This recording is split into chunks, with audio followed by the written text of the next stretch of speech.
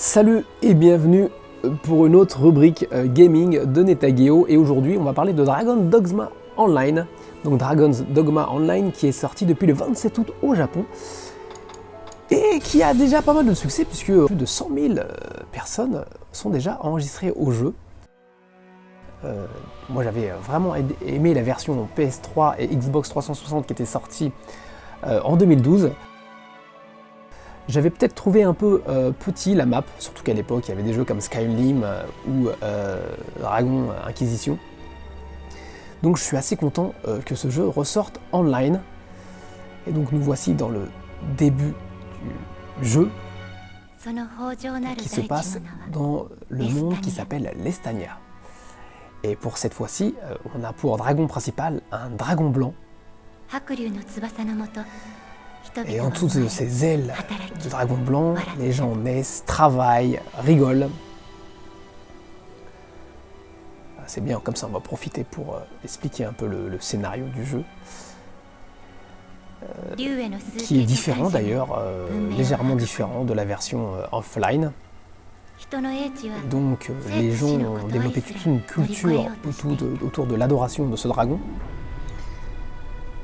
Mais il y a 323 ans, un dragon, on ne sait pas d'où il est sorti, est venu se battre contre le dragon blanc. Et le combat a duré 3 jours et 3 nuits de suite. Tout le monde regardait ce combat inquiet. Et à la matinée du 4e jour, comme si les prières avaient été transmises, le dragon a réussi à vaincre le dragon doré. Et les gens se sont rassurés, mais le dragon blanc aussi a été blessé gravement et est tombé.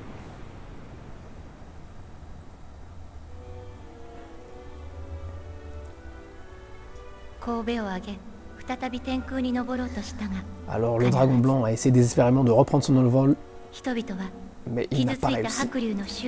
Et les gens se sont regroupés pour prier autour du dragon blessé. Et le dragon blanc d'une voix faible dit « Je vais vous transformer en Arise. Et à l'inverse, protégez-moi. » Donc les Urizen, c'est ça, si je dis pas de bêtises, les Urizen, ce sont les fameux guerriers aventuriers dont le cœur a été enlevé par le dragon, qui ne prennent plus d'âge et qui sont en quelque sorte immortels, parce qu'à chaque fois que vous crevez, vous pouvez revivre. Et on appelle ça Kaksha en anglais, en japonais, donc c'est un peu ça que du mal avec l'anglais. Et donc pendant 300 ans, le dragon a créé un par un de nouveaux Urizen. Et un nouveau Urizen débarque dans le monde de l'Estania. Et c'est forcément notre personnage. Voilà, que c'est bien regroupé. Donc, voici pour l'opening. Alors ça, quand on regarde l'opening, en fait, depuis le menu, c'est une version avec une voix féminine. Et quand on regarde l'opening, pour vraiment le début du jeu, c'est une voix masculine. Mais bon, on va pas se le retaper, hein, c'est pas la peine. Voilà, et donc on arrive sur le menu, sur l'interface de création de personnage, qui est proche de l'interface qu'on avait pour la version offline. Donc vous pouvez bien sûr choisir votre sexe. Alors on vient tout juste de nous expliquer dans le message qu'on peut sauvegarder avec le bouton option à n'importe quel moment notre configuration de personnage. Donc vous avez des presets, hein, voilà, comme une fille. Voilà. Et donc bien sûr, vous pouvez choisir parmi 48 coupes. Vous pouvez bien sûr choisir la couleur, la forme de la tête, donc l'épaisseur du crâne, etc. Il y a vraiment énormément d'options, que ce soit le menton, enfin vraiment, on peut rentrer dans les détails. Voilà, et bien sûr choisir la forme des yeux parmi formes différentes. Et ensuite, vous pouvez bien sûr choisir la couleur de chaque œil. Eh oui, de chaque œil au détail, d'une couleur d'une autre. Et puis bien sûr, la grandeur, la taille des pupilles, la taille des yeux, leur emplacement, la forme des sourcils. Vraiment, on a le choix. Le nez, la forme du nez, sa longueur, son épaisseur, l'angle des narines, enfin, vraiment la forme de la bouche, voilà, etc., etc., etc. Vous pouvez même choisir la taille du personnage, sa façon de se tenir, plus efféminée ou plus masculine.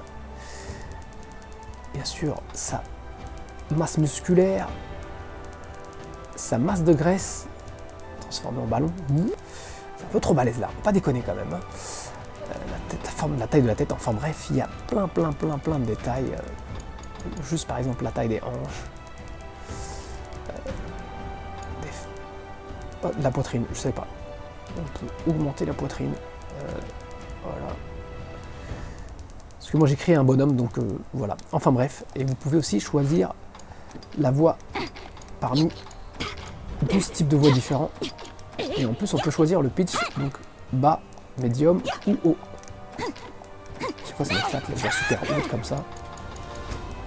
C'est assez comique. Enfin bref, voilà pour la création du personnage. Alors on va pas recommencer depuis le début, parce que sinon on va pas pouvoir montrer plein de choses. Et vu qu'il y a plein de trucs à expliquer, je propose de commencer avec mon personnage qui est un fighter de level 18.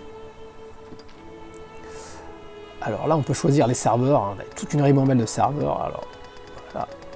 Donc là j'ai le choix, hein, ils sont pas trop chargés puisqu'il est super tard. Et oui, on fait ça tard. Je dis ça mais en fait ce serveur est bien chargé. Donc vous choisissez un serveur puis un sous-serveur. Alors ce qui est cool, c'est qu'à chaque fois qu'on commence le jeu, on peut choisir son serveur. Du coup on peut dire à un pote de se retrouver sur le même serveur pour pouvoir jouer en équipe. Hein, ça nous change de l'époque des anciens jeux online où une fois que tu choisis ton serveur, c'est bon, tu peux plus changer. Quelle galère. Et donc l'aventure commence, donc à chaque fois que vous commencez le jeu, vous commencez dans le temple de Lésé, donc Hakuryu Shinden Lésé, donc qui est aussi le lobby du jeu. Et c'est là que l'aventure commence. Alors on va se rendre tout de suite l'endroit où se trouve le dragon. Alors je précise aussi que je joue sur la version PS4 et vous avez deux modes de jeu, donc un mode contrôleur et un mode clavier. Donc moi je joue en mode contrôleur et toutes les explications que je donnerai seront au mode contrôleur. Et donc là ce que je compte c'est expliquer principalement l'ensemble du système du jeu et puis voilà comment on peut jouer en solo. Dans ce jeu, hein, bien sûr comme dans tous les MMORPG, hein, il y a beaucoup de quêtes à faire, donc des quêtes à faire pour avancer. Et vous avez principalement trois types de quêtes. Hein. Je regarde les graphiques en même temps tout en expliquant. Il y a trois types de quêtes différentes, donc les quêtes de type scénario, qui sont de couleur rouge, comme on peut voir sur ce NPC, hein, donc le NPC de Néo, là où il y a juste la flèche. Les quêtes de type petites annonces, qui sont sur les pancartes de chaque ville. Et puis les quêtes World, qui sont de couleur bleue. Mais ça aussi on en parlera un peu plus tard. Donc on peut voir au-dessus de Léo, ce personnage qui va vous donner vos premières quêtes dès le début du jeu, il a un icône rouge barré, parce que j'ai pas rempli les conditions nécessaires pour pouvoir récupérer la quête. Voilà, et au fond on peut voir le dragon, donc le dragon que nous devons sauver, ça c'est le but de l'histoire, le dragon qui se transforme progressivement en pierre, et dont nous devons donc stopper cette progression, cette maladie, en lui donnant des morceaux de pierre de lime et des blood orbs. Et ça aussi, on en reparlera un peu plus tard. Voilà, alors, la première quête qu'on va vous donner, c'est des quêtes concernant les jobs. Parce que Dragon's Dogma, en fait, c'est très flexible au niveau des jobs. Vous pouvez, bien sûr, changer quand vous voulez de job. Et il y a un NPC pour ça. Alors, voici le fameux tableau de petites annonces de quêtes que je disais, donc là je les ai tous remplis, donc il n'y en a plus. Alors généralement elles sont changées toutes les 24 heures, donc toutes les 24 heures il y a des nouvelles quêtes, et c'est vraiment important de récupérer des quêtes et d'avancer avec des quêtes, parce que vous allez récupérer des points qui vont permettre de débloquer des nouvelles zones dans le jeu, et là voici la fameuse boîte, le fameux coffre qui permet de sauvegarder, de ranger vos objets. Alors, il est composé de 3 pages, Donc pour l'instant, peut-être que ça va augmenter, mais pour l'instant j'ai que 3 pages et c'est pratiquement plein. Et quand on appuie sur option, on peut regarder aussi le contenu de son sac. Donc ça c'est le contenu de notre sac quand on part à l'aventure, hein. Et ce sac est divisé en 4 parties, donc une page d'objets de type consommable, genre potions, flamme, graisse pour la lampe, tout ce qui est éléments, donc éléments pour le crafting ou des éléments, des fois des objets qu'on a besoin pour les quêtes. La page de type équipement, donc tout ce qui est objet de type équipement, et enfin une page de type objet. Alors la différence qu'on voit par rapport à la version online, c'est qu'on n'a pas le principe de poids pour les objets, mais on est limité en nombre de cases. Alors quand on commence en fait l'aventure, au niveau des objets de type consommable, vous avez simplement 10 cases. Bon là j'en ai 15 parce que j'ai un peu avancé dans le jeu. 20 pour les ingrédients, enfin pour les objets. Et alors ça c'est vite rempli, hein. Dès qu'on part en aventure, 20 ça va super vite. Et une dizaine pour les objets de type équipement et 5 pour les objets de type job. Voilà. Alors, pour les objets de type équipement, hein, chacun prend sa place, hein, donc ça prend une place. C'est pas comme les objets de type ingrédients ou de type consommable, hein, où on peut en mettre plusieurs dans une case. Là non, donc c'est vachement embêtant et il faut trouver un moyen de vite s'en débarrasser si c'est possible. Le problème, c'est que vu que certains objets ne sont utilisables que dans certains jobs à certains niveaux, par exemple comme cette épée, elle est disponible que pour le job de fighter level 15, et ben on a tendance à vouloir garder les objets pour que lorsqu'on change de job, pouvoir les utiliser tout de suite ou pouvoir les proposer à nos pawns.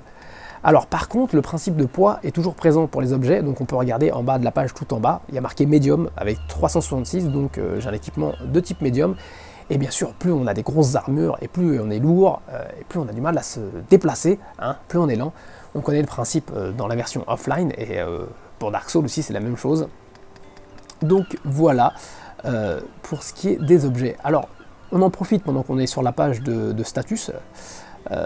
Donc on a aussi tout ce qui est éléments. Donc là on peut voir 5 éléments différents, donc feu, glace, foudre, lumière et dark. Donc dark et comment on va dire, j'ai du mal à trouver le mot, saint et malédiction, c'est dur de passer en français et en japonais. Donc pour l'instant j'ai aucune propriété de type élément, mais bien sûr comme tout RPG qui se respecte, les ennemis ont des faiblesses et des points forts par rapport à ces éléments. Là on peut voir les 4 jobs disponibles, donc mais j'en reparlerai tout de suite. Et ensuite l'orb tree, ça aussi on en reparlera un peu plus tard, ainsi que les skills et les différentes monnaies possibles. Donc dans ce jeu il existe différents types de monnaies, donc du gold, enfin des gold, de l'or, des limes qui permettent de se téléporter et de louer des pawns, et des blood orbs, mais là aussi on en reparlera plus tard. Il y a aussi des tickets qui sont achetables, on peut les acheter via les systèmes, parce que ce jeu est en free play, il faut que j'explique quand même, ce jeu est en free play, et il y a un certain nombre de services pour par exemple acheter des tickets, pour acheter des passeports, vous facilitant l'aventure ou vous permettant de récupérer des objets. Donc on connaît un peu le principe. Et donc on va aller voir tout de suite le NPC de job que vous devez aller voir dès le début du jeu, c'est l'une des premières quêtes à remplir. Et ce NPC bien sûr vous permet donc de changer de job à tout moment. Donc vous avez le choix entre fighter, qui est équipé d'une épée et d'un bouclier, Hunter qui est occupé d'un arc, Priest qui est occupé d'un bâton et qui fait surtout de la magie pour redonner de la vie, ou renforcer, se renforcer ou renforcer les jambes de l'équipe, et Shield Sage qui est une espèce de paladin avec un énorme bouclier. Donc voilà pour les 4 boulots d'origine. Alors les boulots, il y en a 8 en tout, après ce que j'ai compris, donc une fois qu'on arrive au niveau 18, c'est exactement mon cas, on peut devenir expert de ce métier pour récupérer un autre métier, un autre job. Alors ce NPC aussi vous permet d'obtenir des skills, donc plus vous récupérez de niveau, plus vous récupérez des job points, vous permettant d'ouvrir de nouvelles skills, et vous pouvez utiliser 4 skills en même temps. Alors à chaque fois que vous utilisez de la skill, ça vous bouffe de l'endurance, mais ça aussi on en reparlera. Ensuite il y a les skills normales qui sont des simples actions, par exemple on appuie sur le bouton croix pour frapper, donc ça c'est la première icône, donc quand on frappe 3 fois on peut enchaîner 3 coups. Par exemple le bouton triangle pour un fighter permet de désarmer les boucliers des adversaires. Et là, j'ai réussi à récupérer la skill. Donc ça, c'est vraiment des skills que je conseille vraiment à récupérer le plus vite possible parce que ça ne coûte pas d'endurance. Et ça vous aide de façon générale, voilà. Et ensuite, les habilités. Hein. Donc par exemple, pour le fighter, vous avez plusieurs habilités, comme une habilité qui vous permet de bloquer les coups sans perdre trop d'endurance, parce qu'à chaque fois que vous bloquez un coup avec le bouclier, ça vous fait perdre de l'endurance, voilà. Et vous pouvez bien sûr combiner des skills d'autres jobs si vous en avez récupéré.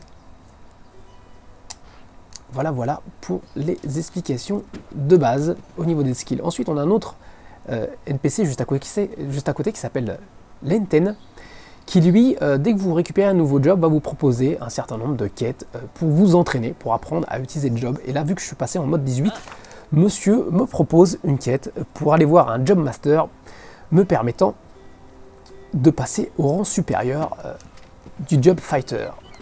Voilà. Alors, on va aller tout de suite se déplacer. On va aller tout de suite se promener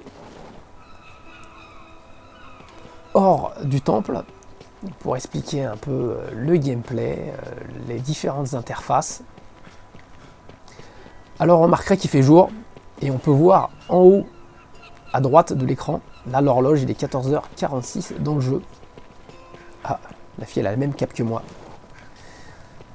On sent les niveaux proches.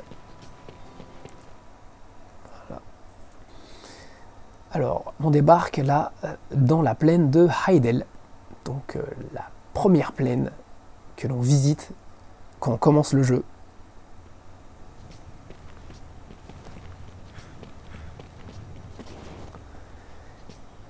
Et là, je vais faire une petite pause pour vérifier que tout se passe bien. Voilà, hein, parce que c'est quand même la première fois que je fais de la capture en Full HD, donc je suis un peu inquiet que ça passe pas. J'ai déjà galéré, il y a plein de fois c'est pas passé, donc j'espère que ça va marcher. Donc nous voici dans la plaine de Heidel. Alors, on va expliquer un peu l'interface. Donc on peut voir tout en haut à gauche mon niveau, donc je suis en level 18, mon nom, ma barre de vie qui est verte, ma barre de stamina qui est orange, donc la barre d'endurance, et on peut voir juste à côté de ces deux barres, deux points jaunes et un point qui est grisé. Donc ça c'est le nombre de fois que vous pouvez revivre une fois que vous êtes mort. Donc tant que vous avez des points jaunes, vous pouvez revivre directement sur place. Quand vous n'avez plus de points jaunes, vous pouvez revivre sur le dernier checkpoint sur lequel vous avez accédé. Mais par contre, vous avez une espèce de maladie, une faiblesse. Du coup, vous avez moins de vie, vous êtes moins fort. Et pour se soigner de ça, il faut aller à l'hôtel le plus proche. Et donc vous pouvez vous faire soigner. Alors les points jaunes, on peut les remettre à jour, c'est-à-dire en récupérer 3 toutes les 24 heures. Voilà, et là je vois les petits gobelins qui m'ont repéré. Voilà, une petite skill dans la tête, et on peut voir que les skills, ça bouffe de la stamina. Là on récupère des objets. Hein. Donc en mode solo, c'est vrai que le fighter c'est vraiment pratique. Bon là je suis en level 18, mais je peux vous dire que quand j'étais en level 0, même les gobelins me faisaient ma misère, je faisais pas le malin. Alors on peut remarquer sur la carte des points blancs. Donc généralement autour de vous, s'il y a des points blancs, c'est des monstres. Et si jamais vous avez fait une quête, vous avez une quête de type verte, donc quête de petites annonces, ou de quête World, ou même scénario, les monstres sont de la couleur de la quête, si jamais ils correspondent à une quête. Par exemple, vous devez tuer des monstres pour une quête, ce qui est très très pratique pour savoir quel monstre il faut battre. Et si on regarde la carte que j'ai agrandie, si on appuie sur les boutons R1, enfin R2 et L2, on peut agrandir la carte, on peut aussi se déplacer. On peut voir qu'il y a des icônes bleues comme ça, donc ça c'est des World Quests, et donc ça c'est les endroits où on peut se récupérer ces World Quests. Alors, on a aussi un menu de shortcut, donc quand on appuie sur L2, on peut afficher le menu de shortcut. Là j'en ai 3 blocs, avec correspondant à chaque bouton, donc vous pouvez régler ça comme vous voulez. Et là, j'ai mon menu de quêtes. Et là, c'est l'interface des quêtes. Et on peut voir que bon, j'ai 5 quêtes disponibles. Et vous pouvez régler les priorités des quêtes. Ce qui est très pratique. Donc là, j'enlève les priorités. Et par exemple, je vais mettre la quête de level 8 en priorité. Et on va faire ça en fonction de nos niveaux. Donc, la quête niveau 12. Et on peut voir que les couleurs sont différentes. Là, qu'on a bleu et vert. Donc vert pour les quêtes de type petites annonces et bleu pour les quêtes de type Word. Voilà. Alors si on regarde les détails des quêtes, les monstres qui m'embêtent en même temps. On va sauver. Parce que j'aimerais bien expliquer ça tranquillement. Donc je reviens sur mon menu de quêtes. Si on regarde le détail des quêtes, on peut voir le nombre d'expériences qu'on récupère. Par exemple, pour cette quête de level 12, on récupère 590 points d'expérience, 390 gold et 70 lim et 80 AP. Donc AP Area Point, mais je vais expliquer ça. Mais pour ça, pour comprendre ce que c'est les Area Point, il faut aller voir le Elia Master qui se trouve dans la ville de Tel. Donc en fait dans chaque zone il y a un Elia Master qui vous donne des informations sur les quêtes de type World. Qu'est-ce qui m'énerve, c'est gay, ce qui vole. Alors ça les fighters pour les trucs qui volent c'est un peu la galère. Voilà, je frappe dans le vent. Et on esquive, j'adore cette skill. Skill pour les faire voler. Bon, elle était déjà KO, c'est pas la peine.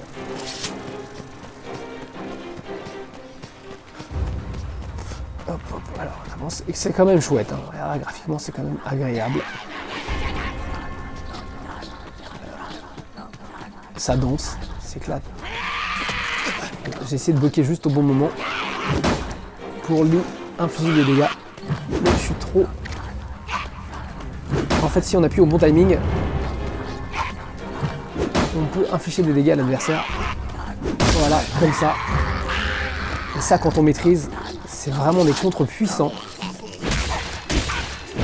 Je me suis loupé. Il était qu'à mort. Donc ça, vraiment, le bloc des boucliers, c'est un truc que je conseille de maîtriser. Et là aussi, on a des coffres qui sont planqués un peu partout. Alors le contenu des coffres est assez aléatoire, c'est-à-dire que vous avez généralement un objet qui apparaît tout le temps, et puis un objet en bonus de temps à autre. Donc généralement ce coffre, quand on l'ouvre, c'est juste des flammes pour la lanterne. Mais là j'ai en plus une bouteille pour l'endurance. Alors bien sûr, plus on cavale, plus l'endurance se vide.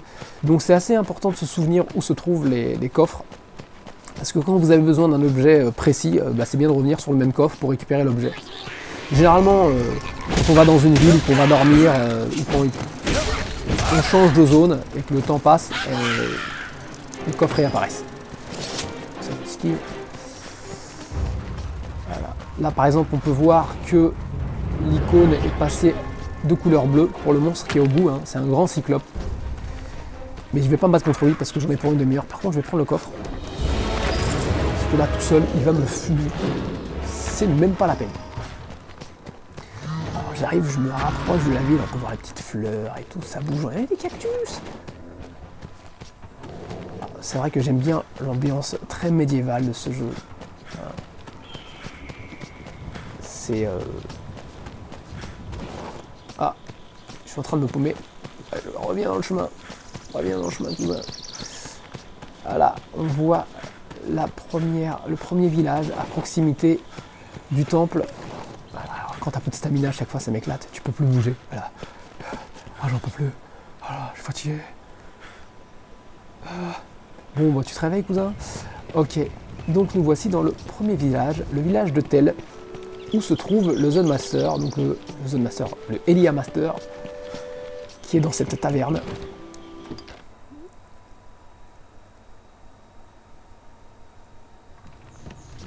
Et donc ce Elia Master va vous donner des informations sur la zone, donc par exemple où récupérer des World Quests. Donc là on peut voir les différents endroits où on peut récupérer le World Quest. Alors ça peut être des NPC, ça peut être des monstres. Par exemple quand il y a des monstres qui apparaissent tout subitement, vous récupérez une quête. Alors faites attention parce qu'on ne peut récupérer que 10 quêtes à la fois, donc essayez d'avoir toujours un peu de buffer si jamais une quête subite apparaît. On a aussi des spots informations. Donc sur des informations sur les villes, les villages, sur certains lieux, certains donjons. Voilà, donc il y a encore des endroits que j'ai pas visités, qui sont encore bloqués. Et votre rang de zone, et ça c'est vachement important. Donc là on peut voir que je suis de rang 7. Et il me faut encore 2600 AP pour passer au rang 8. Alors comme j'expliquais tout à l'heure, dans les quêtes, on récupère des AP, donc des ARA Points. C'est très important. Alors là j'ai vu 2500, donc la quête que j'ai vue tout à l'heure, il y avait quoi, 60 à récupérer, donc il y a quand même du boulot. Et toutes les semaines, vous récupérez des produits d'aide. Voilà, on vous offre des produits, donc plus votre rank est grand, et plus vous récupérez des objets intéressants. Et plus votre rank augmente, et plus vous avez de nouvelles quêtes et des monstres puissants qui apparaissent dans la zone. Voilà, donc ici aussi on a le tableau de bord, comme dans chaque ville. Là j'ai une quête qui me dit de battre des loups, bon on va la prendre. Voilà, il va falloir chercher les loups. Alors il y a des quêtes où des fois on vous demande tout simplement de donner des objets, et ce qui est vachement pratique, c'est que vous pouvez tout simplement envoyer les objets via cette boîte. Donc voilà, je pense que j'ai fait le tour des explications pour le principe de quête et puis pour le principe fondamental de l'interface. Alors là on peut voir un boîtier, donc un coffre, mais pour utiliser ce coffre il faut avoir le passeport de l'aventurier qui est un service payant. Voilà, c'est le genre de choses, des petits bonus en plus que vous avez. Vous n'êtes pas obligé de retourner à chaque fois au temple de l'Isée pour vider votre besace, ce qui est des fois un peu galère, et galère pour plusieurs raisons que je vais expliquer un peu plus tard. Et donc dans chaque ville, souvent, dans les points clés, il y a cette espèce de totem, le totem du dragon qu'on appelle lieu non initié, qui vous permet de vous téléporter. Donc c'est très pratique, donc à chaque fois que vous envoyez un, il faut le toucher. Une fois que vous le touchez, vous pouvez vous téléporter moyennant des limes. Donc voici où on utilise les limes. Alors dans le menu World, donc on peut déjà voir la carte globale. Si on appuie encore une fois, on peut voir le monde de l'Estania. Donc pour l'instant, moi, je cavale autour de Tel, l'hôtesse et de Pon no Kokyo, enfin Pon Kyokyo, donc le territoire d'origine des Pawns. C'est là que vous allez récupérer d'ailleurs votre premier pawn. Parce que plus loin je me fais fumer. Et puis souvent en fait j'ai pas l'accès. Donc il faut que j'augmente mon rang de Elia, donc mon rang de zone, pour pouvoir accéder à d'autres passages. Souvent le pont n'existe pas, ou un NPC va vous bloquer, ou on va vous demander une clé. Et tout ça c'est débloquable en fonction de votre rang. Donc une fois que vous augmentez de rang, allez voir de temps à autre le Elia Master pour pouvoir récupérer un nouveau rang et pouvoir se déplacer dans de nouvelles zones. Alors je vais en profiter pour télétransporter direct, donc voilà. Ici on a le menu télétransport. Donc pour retourner au temple de l'Isée, c'est gratuit. Mais par contre si je veux revenir sur Tel, ça coûte 100 limes. Pour revenir dans le territoire des Pawns, ça me coûte 180 et l'hôtesse 180. Et j'ai 10 000 limes, donc c'est quand même beaucoup. C'est quand même beaucoup. Ça part vite. Donc, mais bon, de toute façon, on va retourner à la ville, c'est gratuit.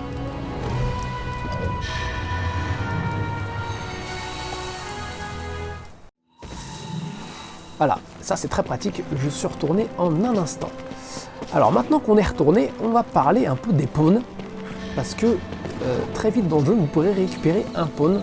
Et les pawns ont un rôle primordial dans le jeu. Bien sûr, ils permettent de vous aider. Et en plus, c'est les seuls qui peuvent faire du crafting. Donc pas de pawn, pas de crafting. On va expliquer un peu le principe de crafting. Donc voici mon pawn qui s'appelle Malika, qui est un prêtre. Parce que moi je suis un guerrier, donc elle me permet de me rendre la vie. D'ailleurs si vous voulez jouer en solo, je conseille la combinaison guerrier, enfin fighter et prêtre. Comme ça vous pouvez bourriner les mecs et elle vous rend de l'énergie, ce qui est très très cool. Et alors votre pawn, exactement comme votre personnage, vous pouvez lui choisir son apparence, choisir son équipement, ses skills, etc. etc. Et vous pouvez aussi louer des pawns. Grâce à cette pierre, en fait, quand vous cliquez sur cette pierre, vous pouvez faire appel à des pawns de support. Et là, j'en ai payé 2. Alors, quand je dis payer, parce que ça coûte des limes. Si on fait une recherche, voilà, vous pouvez faire des recherches par type de métier.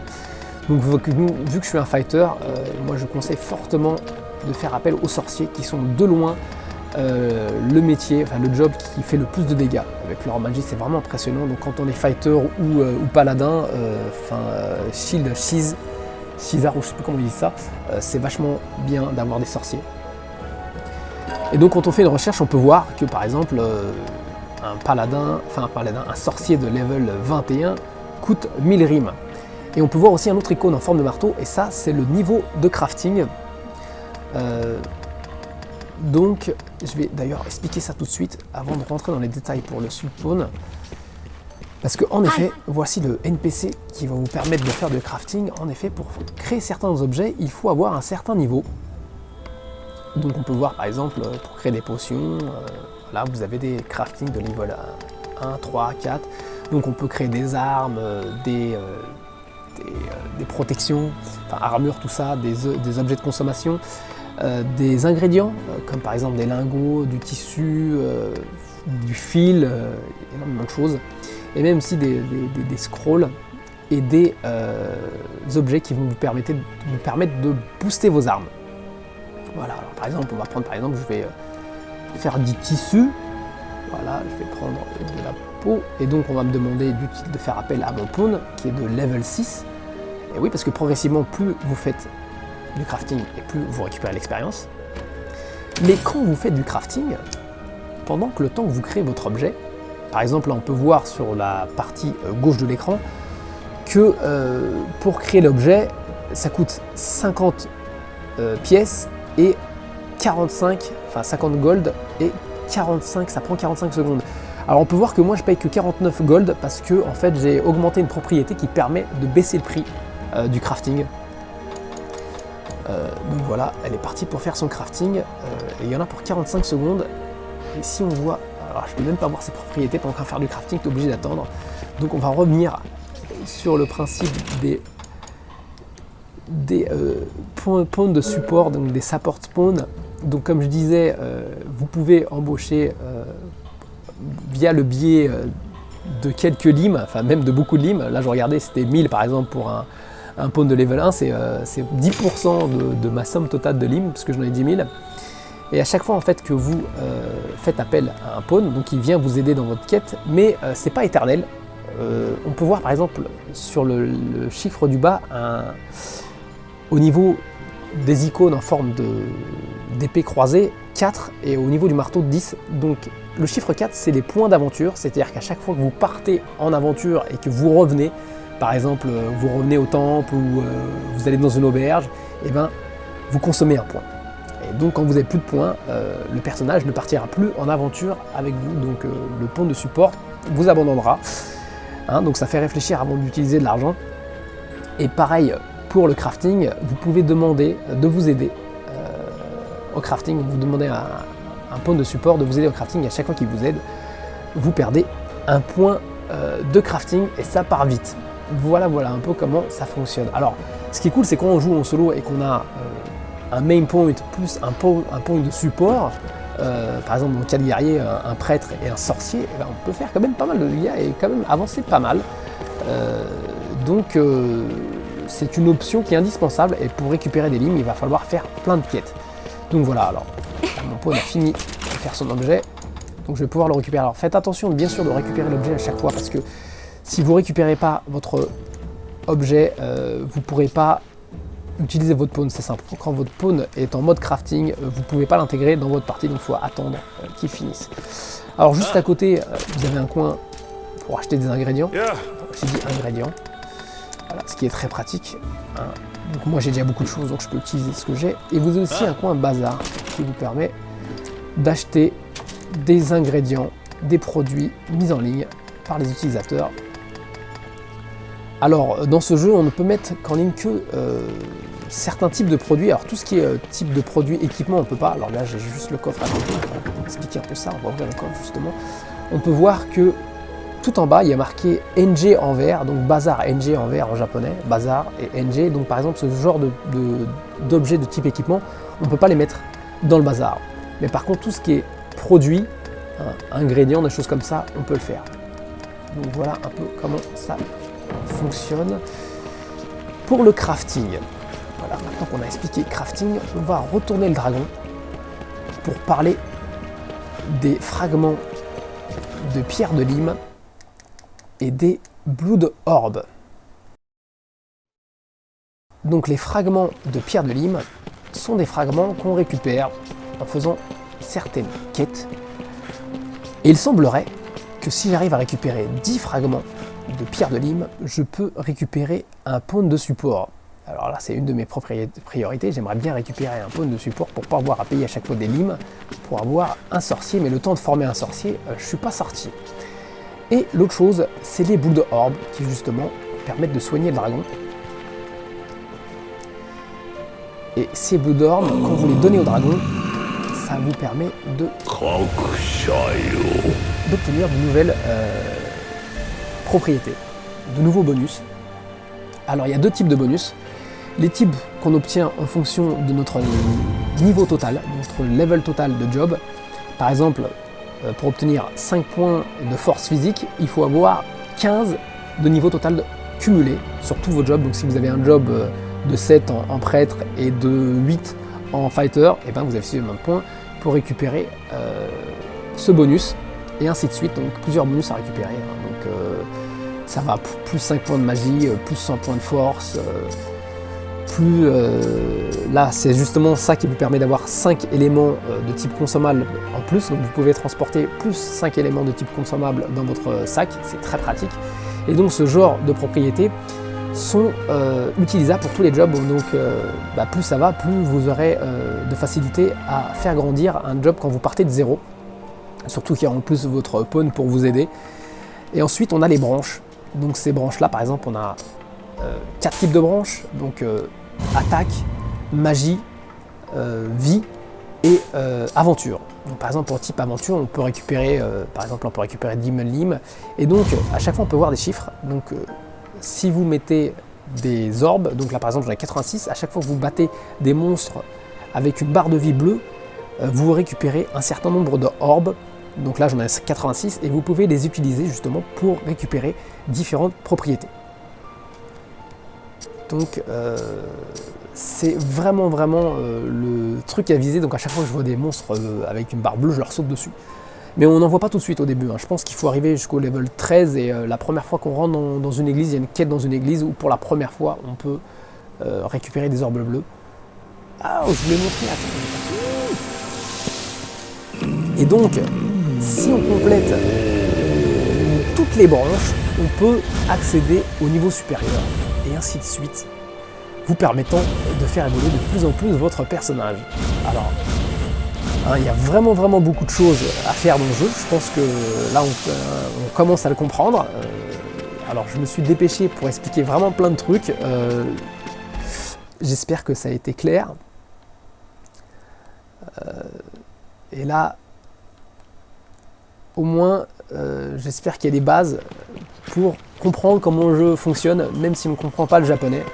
J'ai fait l'effort d'un peu expliquer un peu comment tout ça fonctionnait. Et puis, on va finir sur quelques images d'aventure. Alors il fait nuit dans le monde de l'Estania, dans la plaine de Hydaelyn. Alors j'aurais bien montré un donjon, tout ça et tout, mais bon là ça fait je sais pas combien de temps déjà que je parle, donc on va pas non plus déconner, c'est quand même bien long. Enfin, j'espère que j'ai rien oublié dans les trucs de base. Bon, je pense que je vais encore faire des découvertes, moi aussi, je suis comme tout le monde, je découvre un peu le jeu, et je pense qu'il y a encore plein de surprises. Mais voilà, je te remercie d'avoir regardé l'émission jusqu'au bout. Peut-être que si jamais ça te plaît et que tu veux en savoir plus sur Dragon's Dogma, n'hésite pas à m'envoyer des messages. Je pourrais faire d'autres explications. Enfin bref, voilà, on se retrouve à bientôt. Ça me déva, ça nana.